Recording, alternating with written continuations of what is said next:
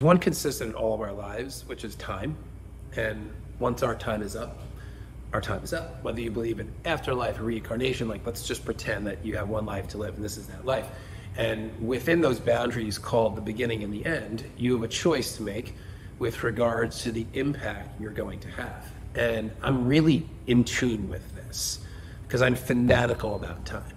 It's the reason I'm always on because I don't know when it's going to go off.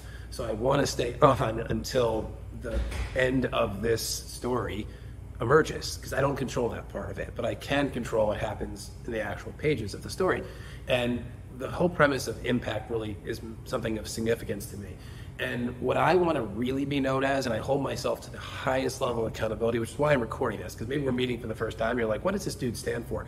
I stand to always do the right thing, regardless of who's watching, because there's always somebody watching. Even when you're alone, there's someone watching, because you're watching yourself, and you know whether or not you're doing the right thing.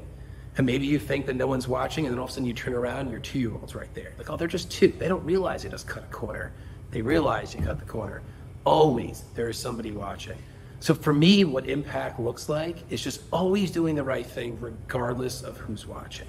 And what that looks like, for example, is there's often times that I'm under extreme levels of pressure. Extreme.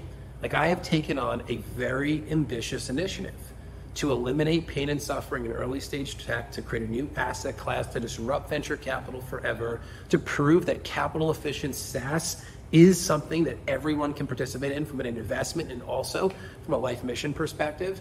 It's a huge responsibility that has a lot of power, but also a liability attached to it. And there are periods of time where I'm more in liability mode than I am in power mode. And I have people watching. I have my mom watching, and my dad, and my sister, and my wife, and my kids, and my team.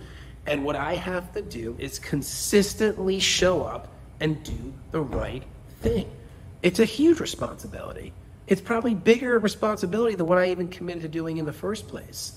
But you have a beginning and an end. And all that you can control is what happens in between.